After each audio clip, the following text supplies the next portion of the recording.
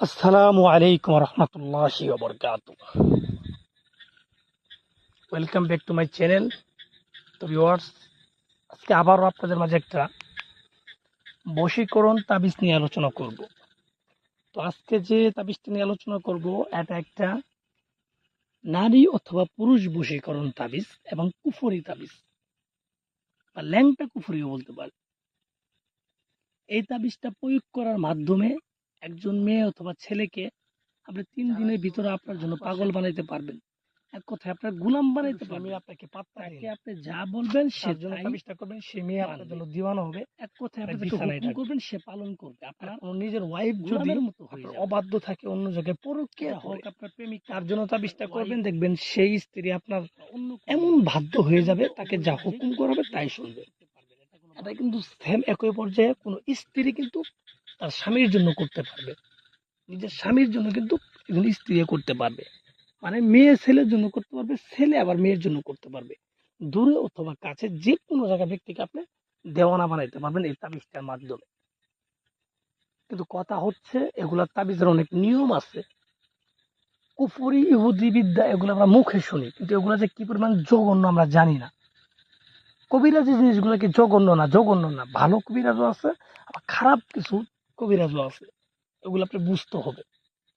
এখন আর ওই আগের মতো ইসলামিক বিদ্যাগুলো দিয়ে কাজ করতে পারতেছে না মানুষ, কারণ ওগুলো আমলের সমস্যা, বিদ্যার কোনো সমস্যা নেই। মানুষের আমলের সমস্যা। মানুষ এখন কাফের হয়ে গেছে, হারাম খা, ঠিক আছে, নামাজ পড়ে না। তাদের মাধ্যমে যদি ইসলামিক তাবিজ গুলা করেন তাহলে কিন্তু হবে না। তারা যে কুফরি ইহুদি বিদ্যা, বিভিন্ন রকম খারাপ বিদ্যাগুলো প্রয়োগ করলে সেই ক্ষেত্রেই কাজ হয়। তো ভিউয়ার্স, যারা এরকম সমস্যায় আছেন, কোনো ব্যক্তিকে বশ করার প্রয়োজন মনে করতেছেন বা কোন রকম দৌড়াদৌড়ি করতেছেন, আপনার জায়গায় বসে আমি যেইভাবে বলি ওইভাবে কাজ করুন। তো কিভাবে কাজটা করবেন আমি বলি। এই তাবিজটা লিখবেন যে কোনো একটা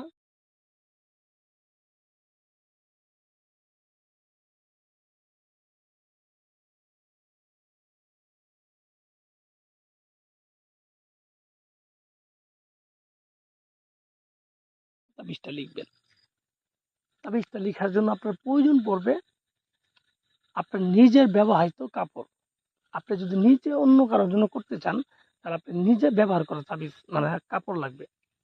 নিজের ব্যবহার করা কাপড়, সাদা কাপড় নেওয়ার চেষ্টা করুন, সেখানে তাবিজটা লিখলে স্পষ্ট দেখা যায়, ভুল হওয়ার সম্ভাবনা থাকে না।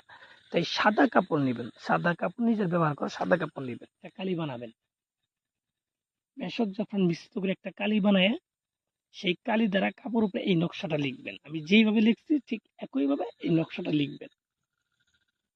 লিখার পর যাকে আপনি গোলাম বানাইতে চান, বশ বানাইতে চান, তার নাম, তার বাবার নাম লিখবেন। আপনি যদি ছেলেকে করেন, ছেলের নাম, ছেলের বাবার নাম, আর মেয়ের নাম, মেয়ের মায়ের নাম। এইভাবে 4টা নাম লিখবেন। প্রথমে ছেলের নাম, ছেলের বাবার নাম, তারপরে মেয়ের নাম, মেয়ের মায়ের নাম, সুন্দর করে নামগুলো লিখে দিবেন। লিখে দেওয়ার পর আপনি এই তাবিজটাকে সুন্দর করে বলটাবেন। বলটানোর পর একটা তাবিজ আপনি যেখানে প্রস্রাব করেন, আপনি ওয়াশরুম বা বাথরুমে একটা তাবিজ ফেলাই দিবেন। আর যদি সম্ভব দেওয়ার পর আরেকটা তাবিজ আপনার থাকবে, সেটাকে আপনি ঘরের ভিতরে পুঁতে দিবেন। দেখবেন সেই ব্যক্তি আপনার গোলাম হবে, গোলাম, চ্যালেঞ্জ। আপনার হুকুম যা করবেন তাই শুনবে। তাকে বিছানায় ডাকবেন, সাথে সাথে আসতে বাধ্য, চ্যালেঞ্জ। এটা মিস হওয়ার মতো তাবিজ না, এটা একটা মারাত্মক ধরনের কুফরি কাজ।